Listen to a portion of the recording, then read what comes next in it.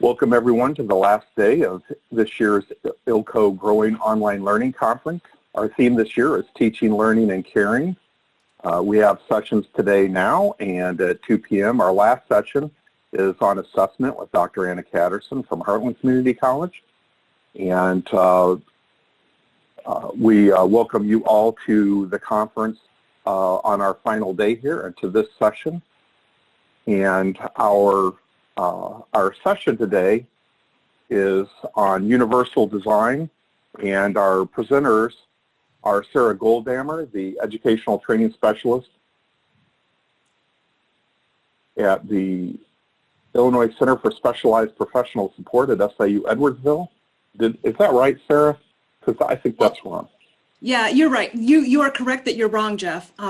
Yes, I copied it off our website, so we have it wrong. Oh, well, you made me part of Amy's group, which I'm happy to be because Amy and I collaborate all the time. And so, but I'm with the Southern Illinois Professional Development Center, where you reference. That's what I. Yeah. Yep. Okay. Apologies. Thank you for being here, and then also Amy Julian, who actually is the director and from the Illinois Center for Specialized Professional Support at Illinois State University. And our session today is on universal design for learning, and we'll look at theories behind that and some of the research, and these are the concepts that help us when we're designing online learning, that helps us make our instruction accessible in a variety of ways for our students and where they're coming from in their life. So with that said, I want to turn it over to Amy and Sarah. Thanks, Jeff. And since you've already introduced us, let's go on to the next slide, and I'll turn it back over to Amy. Good morning, everyone. Welcome. So what we want to do is kind of start off and get a gauge of where everyone is in the audience. So how well do you know UDL, or Universal Design for Learning? If you would go ahead and pop in the chat box. Wow, you guys are great. We've already got some things coming in. 1 would be not at all. 2 would be somewhat. 3 would be you've had a training or 2. And 4 would be you could write a book on that or give this training. So we want to know where our audience is. Seeing a lot of 2s, lots of 3s,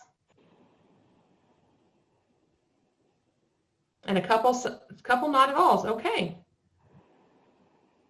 So Sarah, I think we've got people who are anxious to learn, which is fantastic, and also we've got a little bit of individuals who have had some experience with it. So we're in great shape. Great, great. Thanks, Amy. So let me just mention to you what our goals are for this session. In the time that we have together, we want to provide an overview for you of UDL. So for those of you that said not at all, we're going to give you a little bit of an overview. We're going to look at the concepts and implications of variability, that we're all variable learners and we vary in a lot of different ways. So we'll talk about that a little bit. We're going to look at application of UDL for all of our classrooms. And then we also want to make sure that you see how you're already engaging with UDL every day, because you are, whether you know it or not. So we want to point that out so that you can build on what you're already doing and what you already know. And then gasp, laugh, and nod your head. Gasp is not for air. It's more like, oh, I see. So part of, we want to make sure that we try to engage you. And one of the ways that we engage is through laughter and through connections and through you saying, oh, yes, I see what I'm already doing and how I can infuse a little bit more UDL to reach my learners to the best of my ability.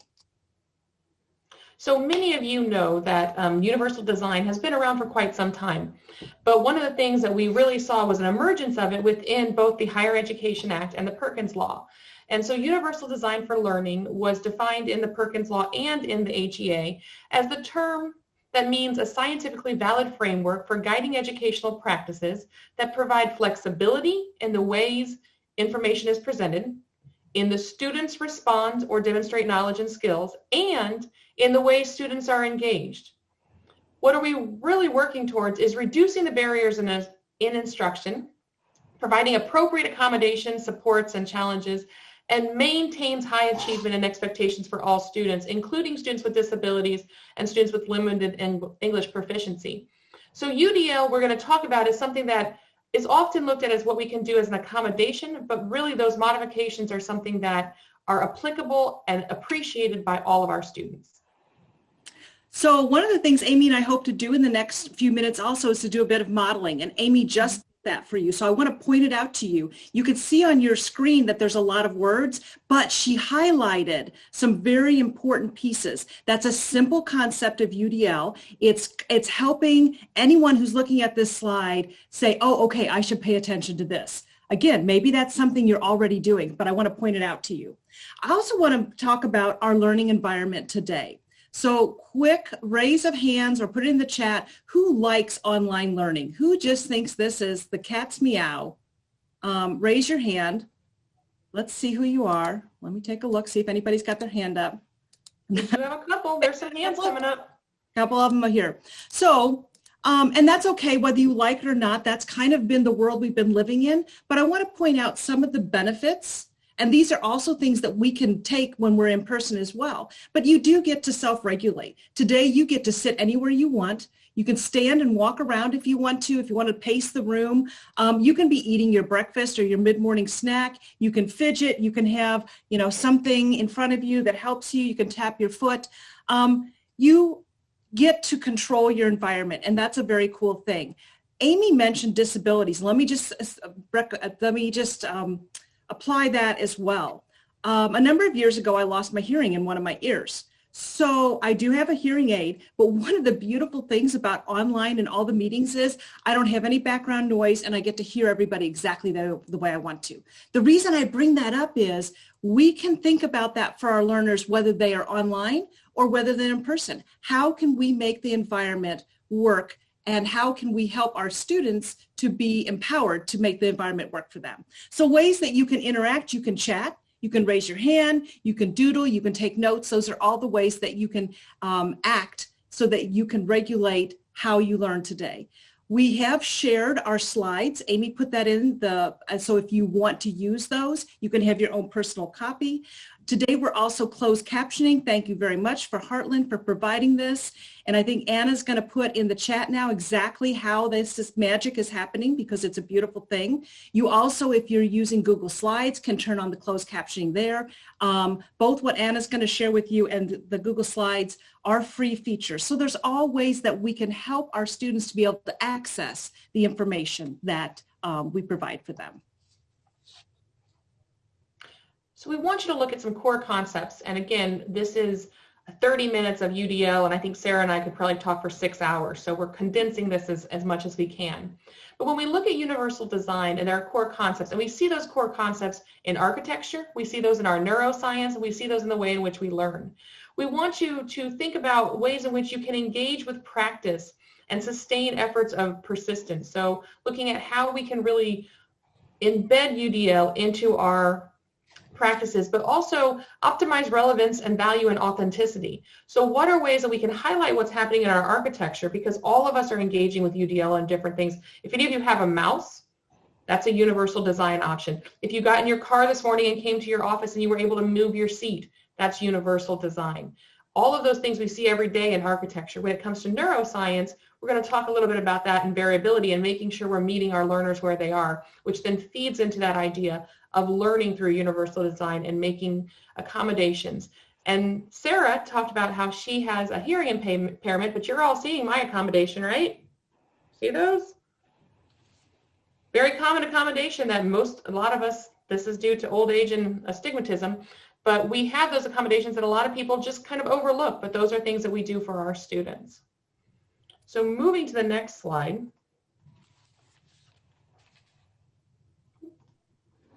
I want to talk to you just about some core concepts. I want you to think about the barrier being the environment, not the learner. And this is sometimes a paradigm shift for us, and I encourage you to embrace that paradigm shift. Look at universal design as the barrier is in the environment, not the learner.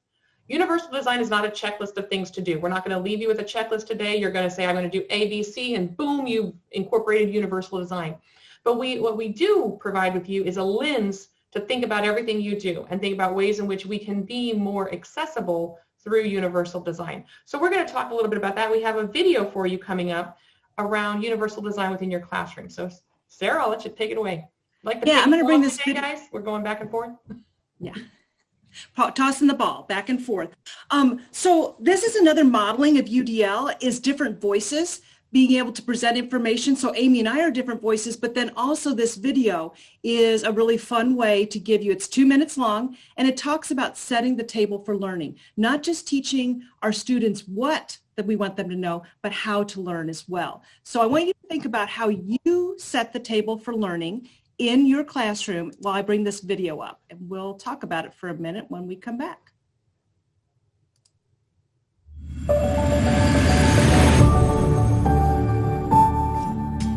Have you ever attended a dinner party where the host prepared tasty and inviting food, attractively displayed it on a large table, pulled up a comfortable chair and invited you to feast, but not provide any silverware to use to eat the meal? By the way, the meal consists of pasta with a very messy sauce. Of course not. Why? Because your host knows simply providing food is not a good host. Tools to eat the food need to be in place to ensure a positive experience. You might be able to consume some of that pasta, but it would not be efficient. It will certainly be messy and not as enjoyable as it could have been. Classrooms are the same. Clearly, educators need well-defined lessons that outline the content. The what we are teaching is the meal we are serving. In addition to the meal, educators need to set the table for learning. The silverware pieces are our learning strategies. Teaching our students how to learn is providing the tools they will need to ingest the information, process it through their individual learning system, and gain value. Remember, we all want to attend that symbolic dinner party only if it is an inviting, positive place and we see how it will fill our needs. For classrooms, this means we need to make sure we provide the why of learning so learners understand how this information will benefit them and they are motivated to be in class and to learn once they are there. As you cook up your next learning lesson, remember to set the table for learning. Your learners will keep coming back for more.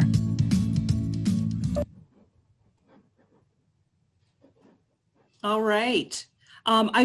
I'm going to ask Amy now to put in the chat. There's a series of 6 videos. They're all about 2 minutes long. It's about universal design for learning. So if you want to learn more, or they're a great tool to let your students know what UDL is, because one of the real benefits of teaching adults, I love teaching adults because we can tell them, hey, this is helpful in learning, and then let them take some ownership and some responsibility to give you feedback of what works well for them, and to go and find, like, hey, I liked this resource. Can we do more of this? They can give you that kind of information.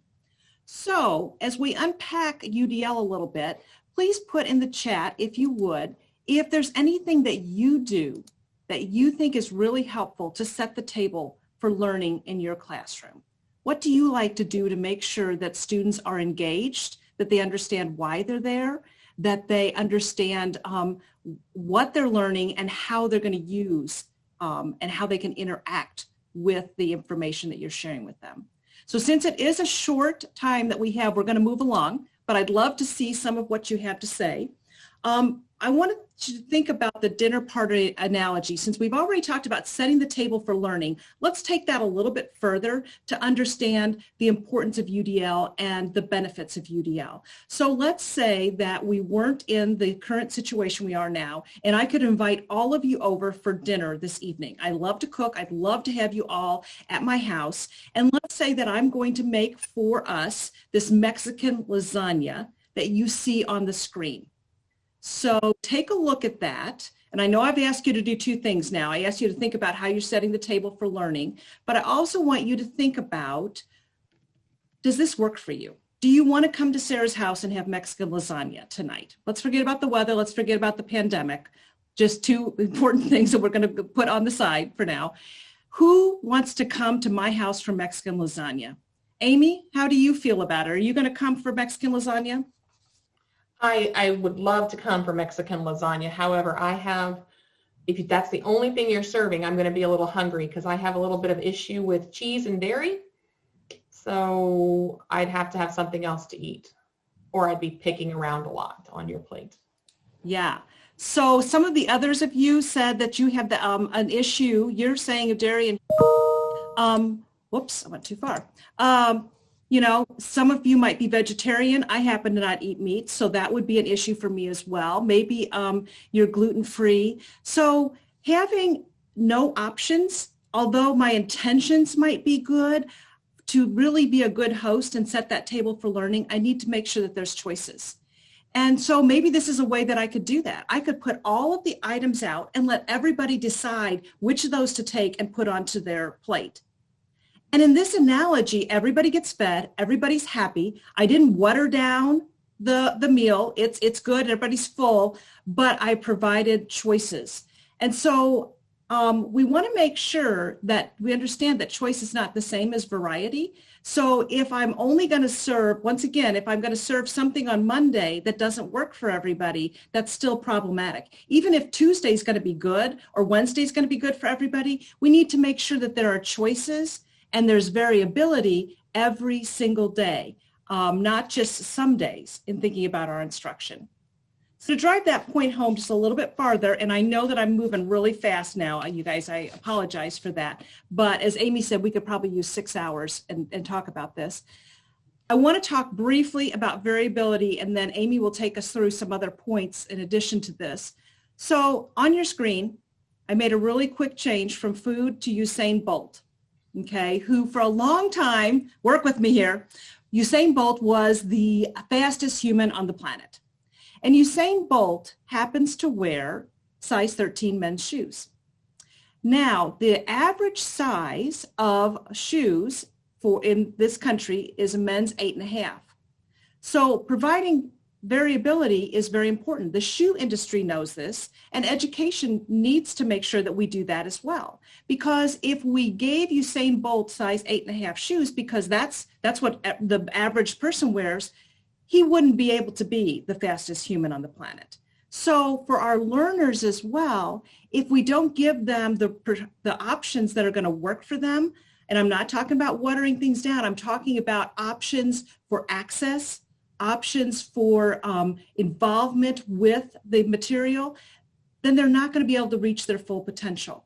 So we want to make sure that we design our learning lessons for variability. And so we want to talk about the fact that variability is the norm. And there's a wonderful YouTube video that we can share with you about how the Air Force at one point started off and they designed cockpits on the average. And if we design cockpits on the average, they're really not designed for anyone because everyone has variabilities. Variability is the norm. And what we found in that analogy was that I know when we started off, I mentioned, did you sit in your car today and did you adjust your seat? So one of the things that the Air Force did was they designed their cockpits for their pilots to be able to move. So maybe you are 6 foot, but you're 220, or maybe you're 6 foot and you're 150, and those are very different. Or maybe you're 5'6" here. Woo, my 14-year-old's already taller than me now, so that's a little scary. But variability is the norm, and none of us are exactly the same. And to design curriculum on the average is really designing for no one. So we want to be sure, just like that cockpit, we want to be sure that we're designing our curriculum with variability in there. The wonderful thing about that is that variability is predictable in learning and can be designed for. So some of the things that we can do is to look at those different components of the brain and really design for variability. So couple truths I want to just kind of throw out there in our next slide. The idea that there is no average brain, okay? There's no average brain. The brain has incredible plasticity, and we've seen this plasticity demonstrated time and time again, but also there's some great research by Lise Elliott on pink brain, blue brain, and how we can look at the experiences of children and how you can really challenge those gender stereotypes by allowing young ladies, young girls to address and work within spatial reasoning skills. So one of the things if you can look back here behind me, I have a picture of my niece up there. Wonderful young lady. You want to know what her first gift from me was when she was 2? Legos. Because if you don't have children playing with toys that enhance spatial reasoning skills, you deteriorate those skills. So plasticity within the brain, how do you build those things up? Great work by Lise Elliott. It's called Pink Brain, Blue Brain if you want to check that out. But the goals drive the neurosystem. And we have 3 different parts to the brain. We have the strategic network, which is the how the brain works. We have the affective network, which is the why the brain works. And then we have the recognition network, which is the what What are we talking about? What are we moving through? And again, I know we're kind of doing this at a faster rate, but I do want to move through the next slide, which is really starting with the why. Thinking about now and thinking about how, but we need to start with that why in mind. And many of you have posted some fantastic things within the chat on what you're doing, and all of those are different accommodations which are universal design. So you guys are knocking it out of the park, which makes me feel good about the fact that we're rushing through this. But I want to talk about the fact that when we look at equity in courses, when we look at equity in courses at a distance, we go back to that Usain Bolt model, because equity is, in education, everyone getting what they need for success, right? Equity is not giving everyone the same size 8.5 men's shoe, but allowing students to have what they need for success. All students need equitable access to digital and print materials and technologies used to deliver instruction remotely. So I hear you're doing that. Like, I'm looking in the chat, and I was just, for a while there, I was typing, couldn't keep up with you all, but saying, fantastic, this is great, great things you can do. But we also want to be sure we have thoughtful approaches that will support all of our learners as within the new model for teaching and learning. And a lot of you are talking about the great ways in which you're using that online approach, posting your syllabus early, sending out notes, allowing your students to have closed captioning, all of those great things. Education institutions need to plan, and may already be delivering, and they are, courses online because of COVID-19, and that's something that has really pushed us. There's some great research that came out back in June that said in the time between March and June, we had advanced technologically 5 years in about 6 weeks. And so our adaptation and our thirst and quenching of that thirst for implementation of technology has really jumped 5 years in 6 weeks. That's just crazy and mind-blowing, but also very important.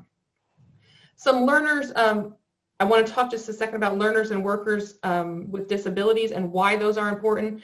And the reason I want to just pause or breathe for a second and talk about that is the fact that 19% of our undergraduate students reported disability, 26% of undergraduate students were veterans, 23% who were over 30, and then you have 21 to 24% of those are independent, and all of them look at having some kind of disability. And I want to not forget that we have individuals who have invisible disabilities. There's a great project, the Autism Training and Technical Assistance Project, that works with assisting individuals who are on the spectrum in working into post-secondary or the workplace. So when you're looking at accommodations, think about those things. A lot of the wonderful things that we can do for students with autism embrace that idea of universal design, but also are wonderfully supported for the rest of your students. 35% of the working age people with a disability are employed. Anyone surprised that that number is quite low? We in our society really could do a better job of opening doors for individuals with disability, both cognitive and physical. And I think universal design is one step in that direction. So I've laid a lot on you, and I want to kind of now hand it over to Sarah to dive a little deeper into the different layers of universal design, because this is the framework that was developed by CAST, and I'll let her speak to that. I get excited, but I'll let her speak to that. Thanks, Amy. I know you're excited about it, and I am as well. And I'm excited about what you're putting in the chat. Culturally inclusive teaching methods are key. And I want to honor what you all are putting in the chat. You're talking about making the connections to students' lives, and that's part of engagement. Amy showed you the brain. That's the engagement is the why of learning. Why are we doing this? The representation, that's the what. And the action and the expression is the how. And we want to think about all of that. It goes not just across, and you see this rubric here, and Amy's going to put in the chat where you can access this rubric if you want to, save it for yourself and or print it out, that type of thing, share it with learners. It also goes layers deep. So we want to, if you look over recruiting interest, is on the left-hand side under engagement. And obviously, you all have already shared a lot of ways that you are engaging interest with your learners and recruiting interest, because that's key. If someone doesn't see how it's going to apply to them, it's not going to be a benefit. So it's very important that we think about that. Also, in that access layer, it says universal design and assistive technology. Amy already shared with you the leap, and did anybody else feel the growing pain last year whenever we made that leap of years of progress in weeks? I felt that growing pain, but yet we're all better for it because it does allow us to access our students in ways that we couldn't before. And so thinking about the future, thinking about what works now, but also thinking about the future, that we have ways that we can reach learners that we couldn't before because we do have better and more thorough technology pieces.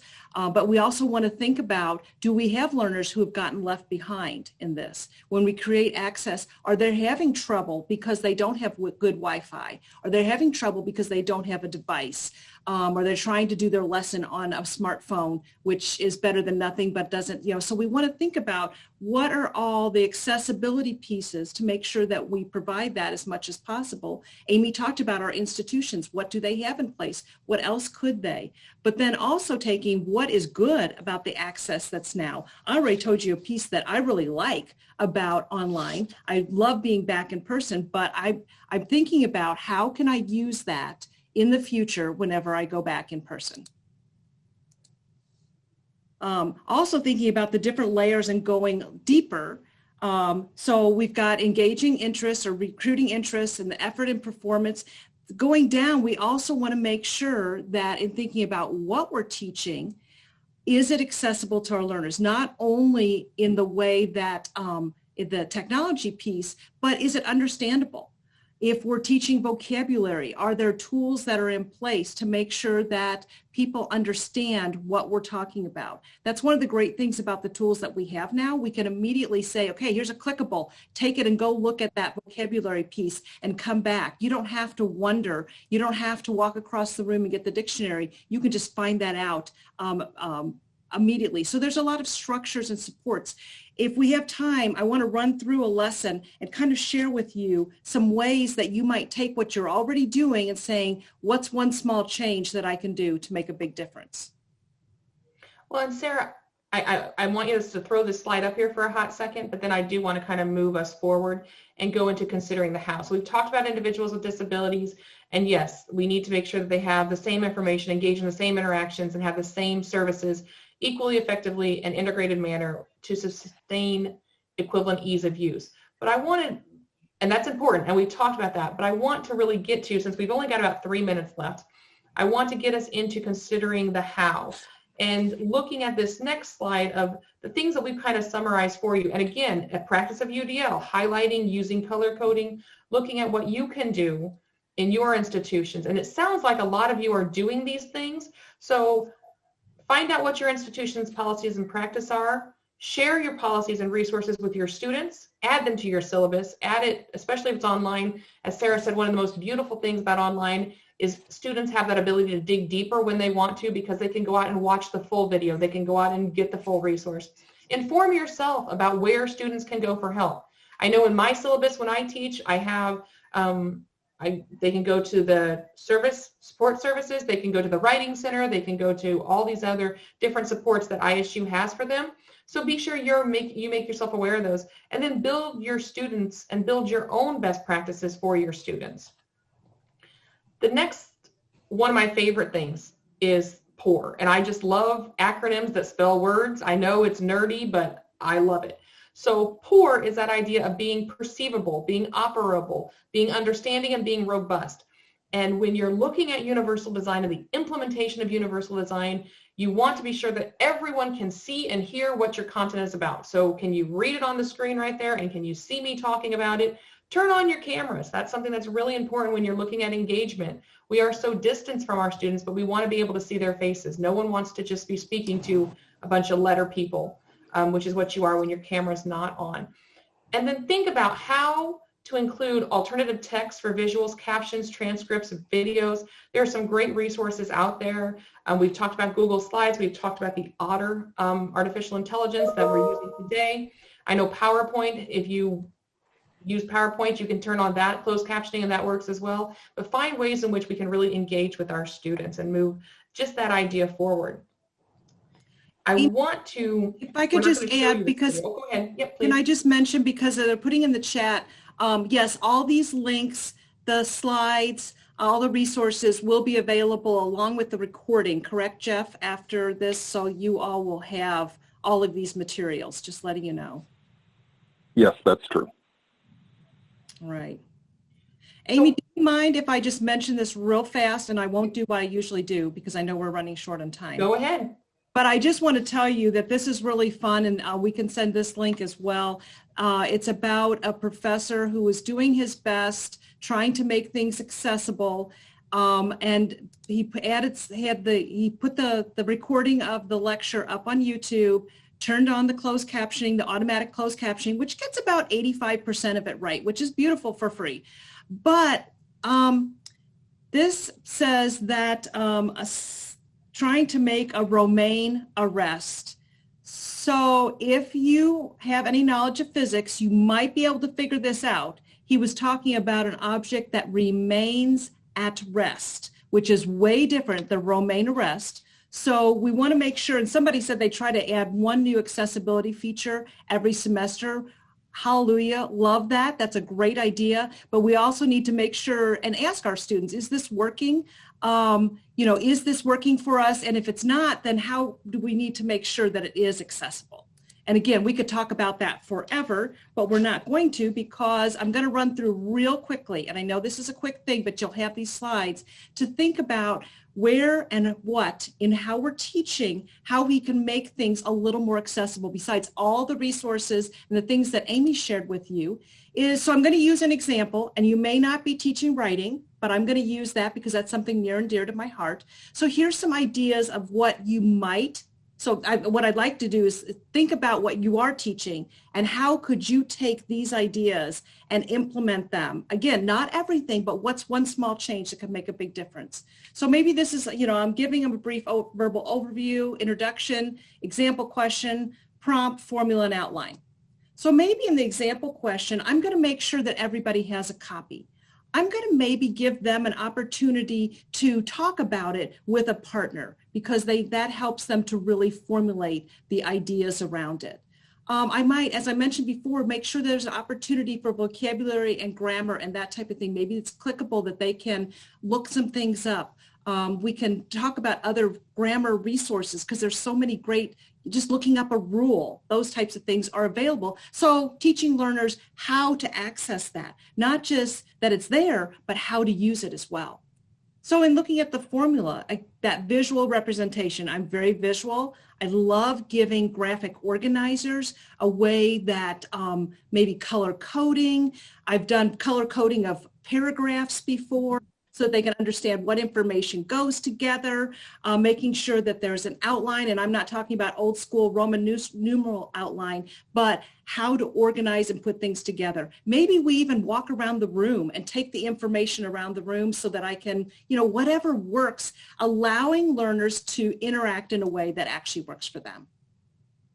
In thinking about making an outline, are there good examples? Are there those visuals and charts and graphs and helps them to understand this information goes with that information? That's how we organize. A lot of examples provided for learners so that they can see good examples for them. All opportunities for UDL. And some of you at this point, I hope, are doing that whole nodding the head thing and saying, oh yeah, I do that and I do that. So give yourself a gold star and make sure your learners understand why you're doing that. And so that they can replicate that for themselves in their daily lives, in their work. And then lastly is making a short video. It's so easy now to capture. And so if you're giving directions, allow the student to go back and look at it again. I'm the type of person I really dislike going, I didn't get that. Could you repeat it? Some of our learners feel the same way. Nobody like they're dumb. So we want to make sure that we give them resources to go back and say, oh, okay, here's the step-by-step of how to complete this. An exit student saying, what else do you need? What did you get today? What else did you need? Because that can actually help us to formulate what we're going to do the next time. Were they clear? Did they get what they needed or did they not? So that was very, very fast, but at least you can go back and look at those and think about what's one new thing that you can infuse. I love that some of you are posting gasp in the chat. So just really quick, these last few slides are very quick. These, in addition to the resources we posted in the chat, All of these resources are part of CAST, and CAST is really literally the individuals at the national level who have wrote the book on universal design. Sarah and I have both taken their course. It is a phenomenal course, but I encourage you to check out these. They're excellence in adult education videos, so that's Illinois specific. Videos about universal design at McGill University, because they incorporated universal design across the whole university. So for those of you, and all of you are, at the community college level or at the university level, look at how a universal design institution works. Phenomenal video. Free, my favorite price, universal design resources and tips from CAST. And then this last, I know you're thinking 2006, you're like, Amy, that's 14 years ago, but it's Universal Design for Learning in Post-Secondary Education. It is a great and still very relevant document, so I encourage you to check that out. So I just want to leave you with some closing thoughts there, just to kind of summarize where we've been today. Universal design is not a checklist, okay? Don't think it's a checklist. Look at it in ways in which you can infuse UDL based on your goals. We want you to teach students how to learn, not just what to learn. Set that table for success. And then finally, universal design varies in every context, and small changes. So those of you who are doing this lovely every day or every semester or every month doing something new, small changes make a big difference. We don't really have time for the reflect. I guess what we should post up there last is our emails. And I do want you to think about, though, what is one takeaway that you have? And if you have any questions for us, our emails are here. We don't want to keep any more of your time because I know we're over. But reach out. Sarah and I are both a fantastic resource. If you can't tell, we're very passionate about universal design and looking at the ways in which we can implement it throughout curriculum across Illinois. So we're here to support you. So thank you, Jeff, and thank you all of you for attending, and let us know what else we can do to support you all. All right. Thank you, Amy and Sarah. I see lots of thank yous in the chat. Please go ahead and continue to do that. Thank you for taking the time to present today. So we have one remaining session. We have a session on assessment at 2 o'clock this afternoon with Dr. Anna Catterson from Heartland College. I hope you're all able to attend that. Just a reminder, but the recordings and handouts and links and things will be on the conference website following the conference. It will probably be sometime next week, but we will get that stuff up for you to view any sessions you weren't able to attend live. So thank you, everybody, for attending today. Have a great day, and we will see you again at 2 o'clock. Thanks, Thank you all.